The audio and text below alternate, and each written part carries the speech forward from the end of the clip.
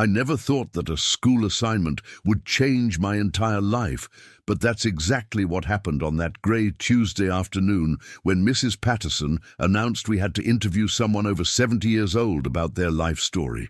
I was 9 years old, sitting in the third row of my fourth grade classroom in Portland, Oregon, watching my classmates get excited about interviewing their grandparents while I felt my stomach drop. I didn't have grandparents, at least not any that I knew. My mom raised me alone after my dad left when I was 3, and both sets of grandparents had passed away before I was born.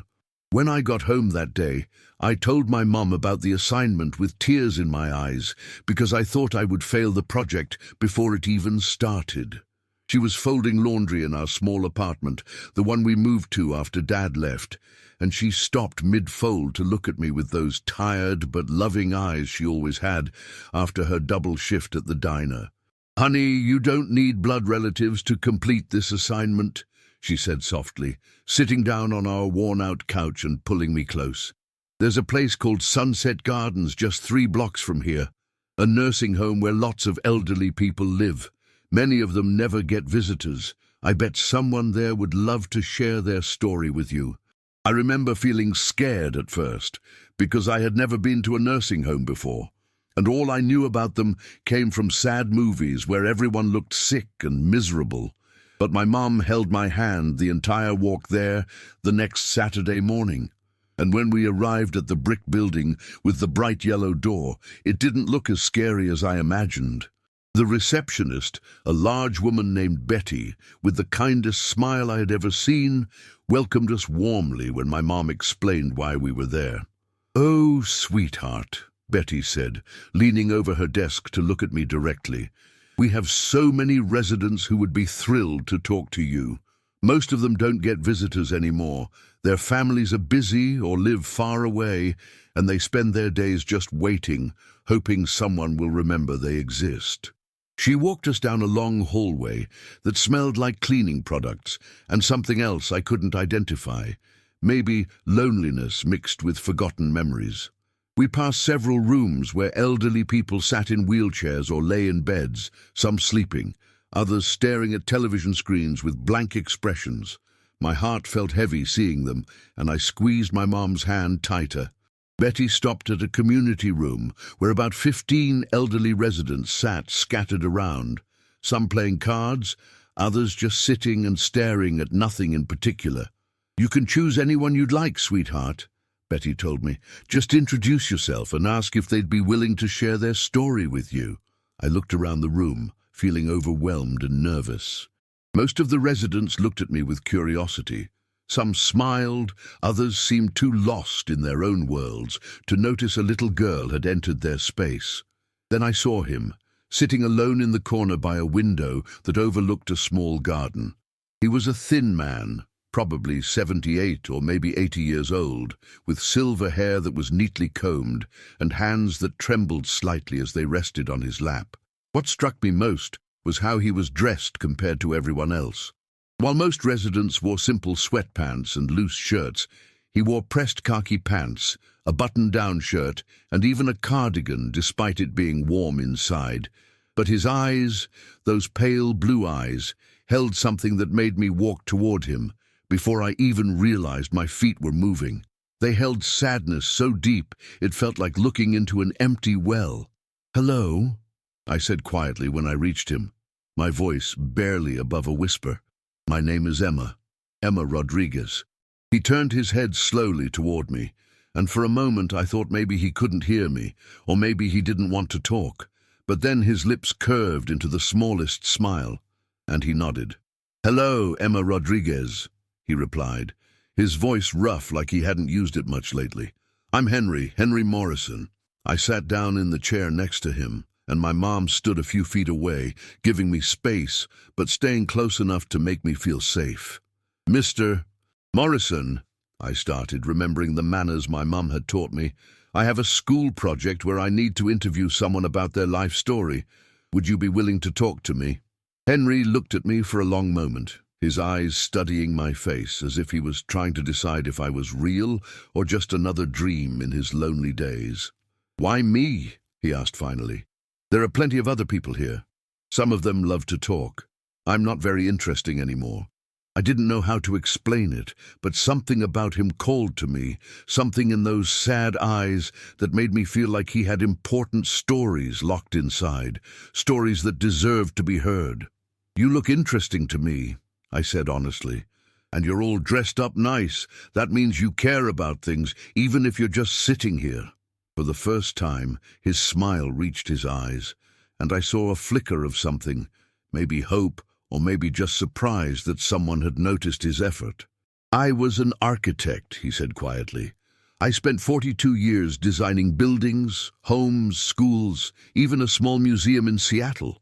I always believed that if you're going to show up somewhere, you should show up with dignity, even if it's just to sit in a nursing home where nobody visits anymore." Those last words hung in the air between us, heavy with loneliness, and I felt something crack open in my chest. Over the next 3 weeks, I visited Henry every Saturday morning, and each visit revealed more layers of this forgotten man who had once built beautiful things, but now sat alone in a corner, watching the world move on without him. During our second meeting, he told me about his childhood in rural Montana, where he grew up on a farm with 5 siblings, how he was the only one who dreamed of leaving, of creating something permanent that would outlast him. "I used to draw buildings in the dirt with sticks," he said, his trembling hands moving as if they were still holding those childhood sticks. "My father thought I was wasting time, said farming was honest work, and drawing was for people who didn't want to get their hands dirty, but I couldn't stop. Every barn, every house I saw, I imagined how I would design it better, make it stronger, more beautiful. I wrote everything down in my notebook, but I also started bringing my colored pencils and sketch paper because I noticed how Henry's eyes would light up whenever he talked about design and buildings. During our third visit, I asked him if he could draw some of the buildings he had created, and I watched his hands shake as he picked up a pencil for the first time in what he told me was 7 years. "I have something called early-stage Alzheimer's," he explained, his voice dropping to almost a whisper, as if saying it out loud made it more real. "Some days I remember everything crystal clear, like it all happened yesterday. Other days I forget what I had for breakfast or whether my daughter Sarah called me last week, though truth is, she hasn't called in 3 years. He paused, looking down at the blank paper. "But the buildings, Emma, I never forget the buildings. They're burned into my memory like permanent blueprints." I watched in amazement as his shaking hands steadied the moment pencil touched paper, and he began sketching a beautiful Victorian house with intricate details that seemed to flow from somewhere deep inside him. "This was the first house I ever designed professionally," he said, his voice stronger now, younger somehow. "A young couple hired me right out of school. They wanted something that felt like home but looked like a dream. I worked on it for 6 months, and when it was finished, the wife cried. She said I had given her family a place where love could grow roots. I felt tears welling in my eyes, not because the story was sad, but because I could hear the pride in his voice, the joy of creating something meaningful, and I couldn't understand why someone like this was sitting alone with nobody to remember his achievements. "Mr. Morrison," I asked carefully, not wanting to hurt him but needing to understand, "where is your family? You mentioned a daughter." The light in his eyes dimmed instantly, and he put down the pencil, his hands starting to shake again. "I have 2 children," he said flatly. "Sarah is 48, lives in Boston with her husband who's a lawyer. James is 45, lives in California, works in finance.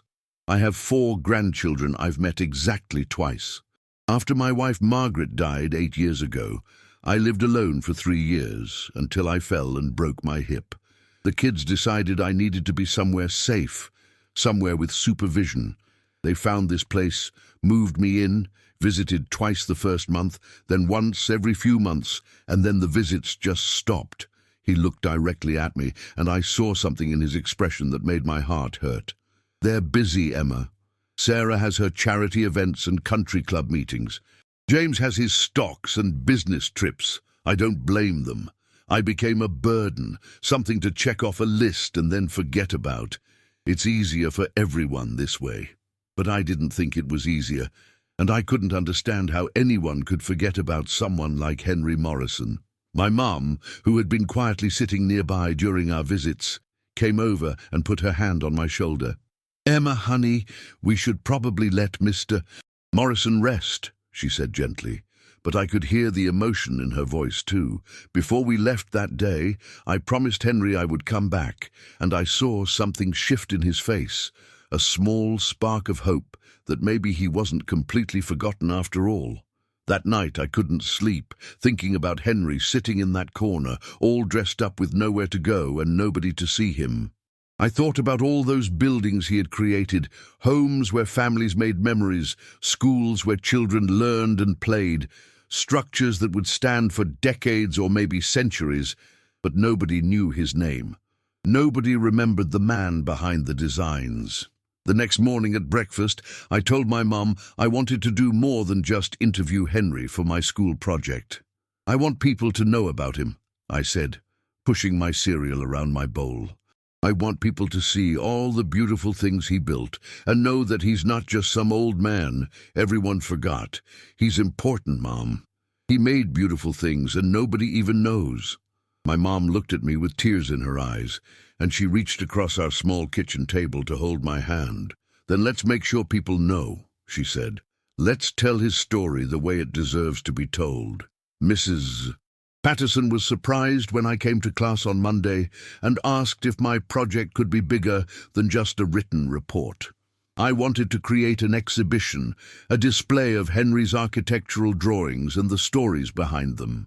At first she hesitated because it was more work than she had assigned, but when I explained why it mattered, why Henry's story needed to be told, she agreed and even offered to help me organize it for the school's upcoming community night, where parents and families came to see student work.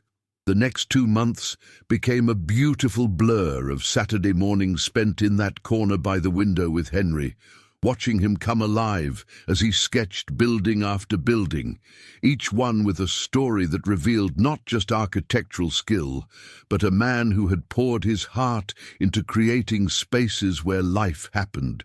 He drew an elementary school in Tacoma, where he had included extra-large windows because he believed children learned better with natural light. He sketched a community center in Salem that he designed with ramps and wide doorways before accessibility was required by law because his younger sister had used a wheelchair, and he never forgot how many places excluded her. He recreated from memory a small chapel he built for a rural town that had lost their church to a fire, working for almost no payment because he said some projects were about more than money. They were about giving people back their sense of home and faith. With each drawing, I fell more in love with this forgotten man and more angry at a world that could discard someone so valuable. But something else was happening too. As Henry shared his stories with me, I noticed changes in him. He started wearing different cardigans, adding bow ties some days. His hands shook less when he was drawing. He smiled more, laughed at my terrible jokes about school and my friends. Betty, the receptionist, told my mum that Henry had started joining other residents for meals instead of eating alone in his room, and he had even started an informal drawing class where he taught 3 other residents basic sketching techniques. "You gave him something to live for again," Betty said to me one Saturday, her eyes wet with tears. "We see it all the time here, people who just give up because they think nobody cares if they're alive or dead. But you showed Henry that someone sees him, someone values him, and that changes everything." My project had grown beyond anything Mrs. Patterson or I had initially imagined. With Henry's permission, I had photographed all 37 of his drawings. My mum helped me write descriptions for each one, using the stories Henry had told me. We created large poster boards showing his life timeline, his achievements, quotes from our interviews. Mrs. Patterson even helped me contact the local newspaper because she said this was a story the community needed to hear. The reporter, a woman named Jennifer Chen, came to meet Henry at Sunset Gardens. and I watched his face transform when she asked if she could write an article about him. "Why would anyone want to read about me?" he asked, genuinely confused. "Because you're remarkable," Jennifer said simply. "Because you spent your life creating beauty and community, and that deserves to be remembered." The article ran 2 weeks before my school's community night, and everything changed. The headline read, "The Forgotten Architect: How a 9-year-old Girl Discovered Her City's Hidden Treasure." It included photos of Henry, pictures of his drawings, and quotes from our interviews. Within days, Henry's phone in his room at Sunset Gardens started ringing. Former colleagues he hadn't heard from in 15 years called to reminisce. An architectural firm in Portland asked if they could display some of his original drawings in their office. The Historical Society wanted to interview him about buildings he had designed in the 70s that were now considered local landmarks. But the most surprising call came from Sarah, his daughter. Betty told us that Sarah had called crying, saying she had seen the article and didn't realize her father was still so sharp, so talented, so full of stories. She said she was ashamed she had let so much time pass without visiting, and she wanted to make things right. When Henry told me about Sarah's call during our next visit, I expected him to be happy, but instead he looked conflicted. "I don't know if I can forgive that easily," he said quietly, his fingers tracing one of his drawings. "It's not about the visits, Emma. It's about feeling like you don't matter anymore, like your whole life and everything you built means nothing to the people who should care most. That kind of loneliness changes you." I didn't fully understand it then, being only 9 years old, but I recognized the hurt in his voice, the kind of pain that doesn't heal just because someone says sorry. "Maybe she really didn't know," I offered, trying to help. "Maybe she thought you were just sitting here not doing anything, not being you anymore." Henry smiled sadly. "Maybe. Or maybe she convinced herself of that because it was easier than facing her guilt." He looked at me then, really looked at me, and took my small hand in his trembling one. "But you, Emma Rodriguez, you saw me when I was invisible. You gave me back my purpose when I thought I had none left. That's not something I'll ever forget, even if the Alzheimer's takes everything else." Community night at school arrived, and I was terrified and excited in equal measure. My mom had helped me set up the entire back wall of the gymnasium with Henry's drawings, each one carefully mounted and labelled with its story. Mrs. Patterson had even arranged for a local architect to come speak about Henry's contributions to the region's architectural landscape. But the most important part was that Henry was coming. My mum and I had picked him up from Sunset Gardens, and Betty had helped him into his best suit, the navy blue one he said he wore to important meetings back when he was still working. When we arrived at the school, I could see him getting nervous, his hands shaking more than usual, but I held one hand and my mum held the other as we walked into that gymnasium. The gymnasium was already filling with families and students when we entered, and I felt Henry's hand tighten around mine as people began to notice him. This distinguished elderly man in a navy suit being guided by a little girl in her best dress toward a wall covered with architectural drawings. Mrs. Patterson rushed over immediately, greeting Henry with genuine warmth. "Mr. Morrison, we are so honored to have you here tonight," she said, shaking his hand carefully. "Emma's project has become the highlight of our community night. Several local media outlets are here to cover it." I watched Henry's face cycle through emotions, surprise, pride, fear, and something else I couldn't quite name. People started gathering around the display, and I heard murmurs of recognition. "Wait, I know that building. That's the Henderson House on Maple Street," one father said, pointing to a Victorian home drawing. "That's one of the most photographed houses in the historic district. And this one," a woman gasped, "this is Lincoln Elementary. My kids go there. I never knew someone local designed it." Henry stood there, somewhat frozen, as more and more people crowded around, asking questions, expressing admiration, sharing their own connections to buildings he had created decades ago. A man in his 60s approached and introduced himself as Robert Chen, a retired architect who had worked briefly with Henry in the early 80s. "Henry Morrison," Robert said, his voice full of emotion. "I can't believe it's you. You were my mentor when I was just starting out. You taught me that architecture wasn't just about making buildings. It was about creating spaces where human life could flourish. Everything I accomplished in my career started with lessons I learned from you." I watched tears form in Henry's eyes as he embraced Robert, two old men holding on to each other in the middle of a noisy gymnasium, connected by memories and mutual respect. "I thought everyone had forgotten," Henry said, his voice breaking. "I thought my work didn't matter anymore."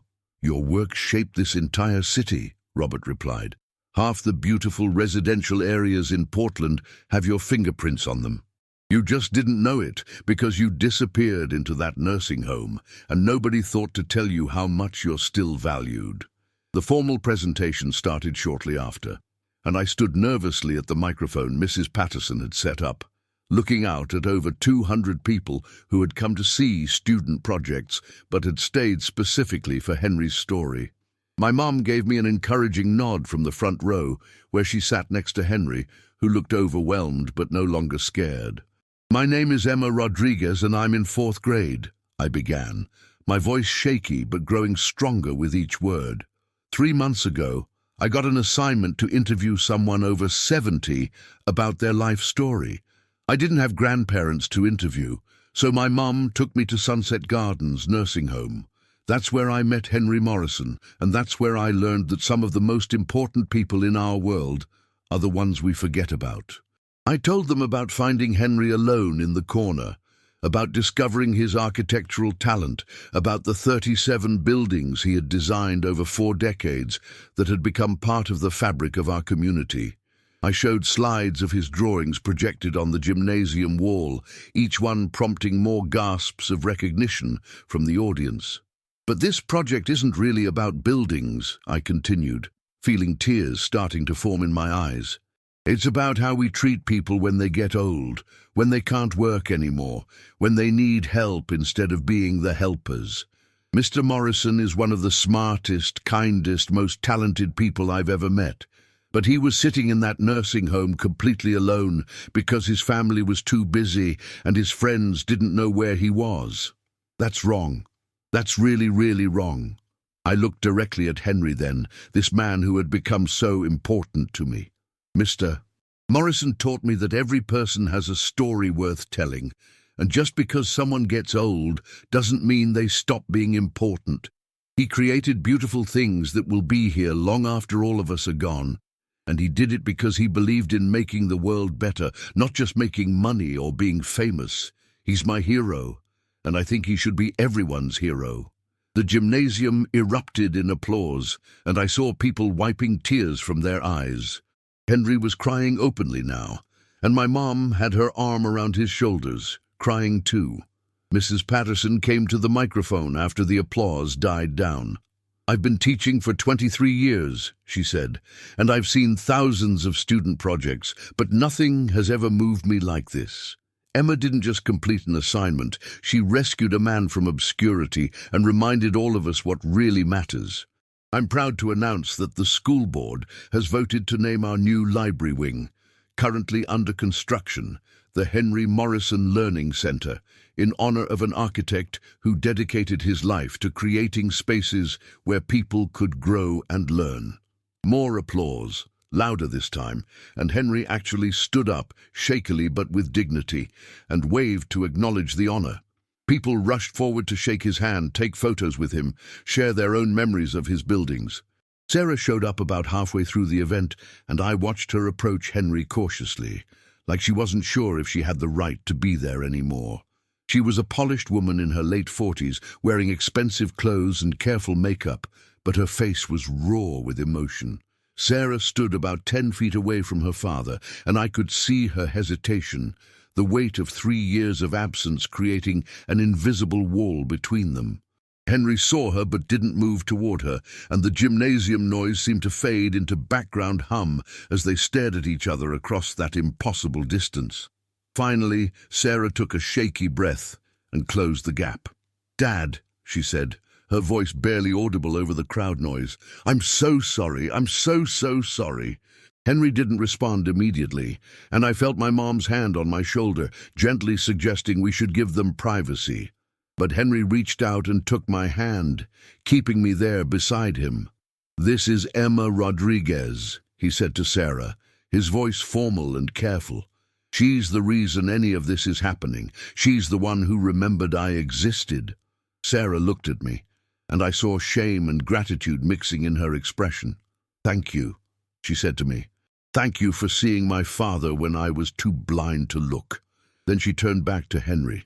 "I don't have excuses, Dad. I was busy, yes, but that's not the real reason I stopped visiting. The truth is, seeing you in that place made me feel guilty and helpless. You were always so strong, so capable, and watching you get older and weaker was too painful. So I convinced myself you were fine, that you had people taking care of you, that you didn't really need me anymore. But I was lying to myself, and I abandoned you when you needed me most." Tears streamed down her face, and I watched Henry's expression soften slightly. "I needed to be seen," he said quietly. "I needed to know that my life mattered, that I wasn't just waiting to die in a corner somewhere. Emma gave me that gift, not because she had to, but because she chose to. That's the difference, Sarah. Choice." "I'm choosing now," Sarah said firmly. "I'm choosing to be here, to show up, to make the rest of your life better than these past 3 years have been, if you'll let me." Henry was quiet for a long moment, and I squeezed his hand, silently encouraging him. "It won't be easy to forgive," he finally said. "The loneliness I felt, it changed something in me, but Emma taught me something important these past few months. She taught me that it's never too late to start over, to build something new. I spent my whole life creating buildings. Maybe now I can help rebuild something more important, a family." Sarah hugged him then, carefully at first, and then tighter, and they both cried while the gymnasium full of people discreetly looked away, giving them this moment of reconnection. Over the next year, everything changed in ways I never could have imagined when I first walked into Sunset Gardens looking for a school assignment. Henry moved out of the nursing home into a small apartment Sarah helped him find, one with a studio space where he could draw. Sarah visited every week, bringing her children, Henry's grandchildren, who had barely known their grandfather before, but now sat with him while he taught them to sketch and told them stories about buildings that shaped their city. James, Henry's son, flew in from California and apologized with tears and promises to do better.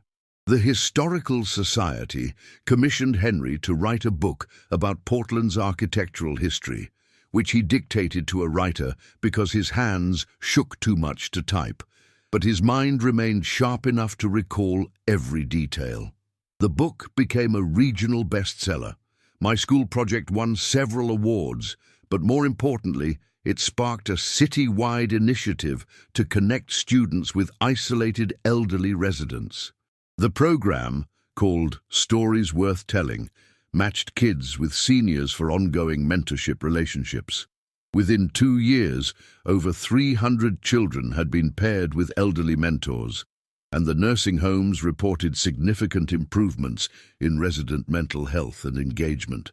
But the most important change was personal. Henry became like the grandfather I never had, and I became like the granddaughter he had lost connection with. Every Saturday, we still met, sometimes at his apartment, sometimes at my house, sometimes at coffee shops where we would draw together, his shaky hands creating architectural marvels while my clumsy fingers drew stick figures and lopsided houses. He came to my school plays, my soccer games, my birthday parties. My mum and I spent holidays at his apartment, creating new traditions that filled the empty spaces in both our lives. On my 10th birthday, Henry gave me a drawing he had been working on for months, a detailed architectural rendering of a beautiful library with my name on it. "This is for you someday, Emma," he said. "When you grow up and accomplish great things, which I know you will, I want you to build this library in some community that needs it. Make it a place where stories are preserved and shared, where people connect across generations, where nobody gets forgotten. I keep that drawing above my bed, a reminder that one act of kindness, one choice to see someone who had become invisible, changed not just 2 lives, but an entire community. I learned that loneliness is a choice we make collectively when we decide some people are no longer worth our time, and connection is a choice we make when we decide everyone has value regardless of age or usefulness. Henry taught me about architecture, about design, about the importance of creating beauty in the world. But more importantly, he taught me that the most important structures we build aren't made of wood and stone. They're made of attention, respect, and love. And those structures, the invisible ones built between human hearts, those are the ones that truly last forever. 3 years after I first walked into Sunset Gardens, Henry's Alzheimer's has progressed, and there are days when he doesn't remember my name or where he is. But even on those difficult days when I visit and take his trembling hand, something in his eyes recognizes me, recognizes love, recognizes that he matters to someone. And that recognition, that spark of connection, that's everything. Because at the end of our lives, we won't be remembered for the buildings we designed, or the money we made, or the awards we won. We'll be remembered for the connections we created, for the people we saw when others looked away, for the choice we made to say, "You matter, you're important, you're not forgotten." That's Henry's legacy, and it's the legacy I hope to build my own life around. Thank you so much for listening to Emma and Henry's story. If this touched your heart even a little bit, I'd be so grateful if you could subscribe to our channel and turn on notifications. We share stories like this every week, stories about real human connection, about people who choose kindness when it would be easier to look away, about the beautiful things that happen when we remember to see each other. But more than that, I'd love to hear from you. Do you have someone in your life like Henry, someone who might be feeling forgotten or lonely? Maybe it's time to reach out to them today. Or maybe you've been that person who felt invisible, and someone showed up for you when you needed it most. Share your story in the comments below. Your experience might inspire someone else to make a connection that changes everything. And if you have ideas for stories you'd like us to tell, themes you'd like us to explore, please let us know. This channel belongs to all of us, to everyone who believes that human connection matters, that every person has value, that it's never too late to choose love over indifference. Thank you for being here. Thank you for caring. Thank you for being the kind of person who takes time to listen to stories about ordinary people doing extraordinary things. You make this community special, and I'm honored to share these moments with you.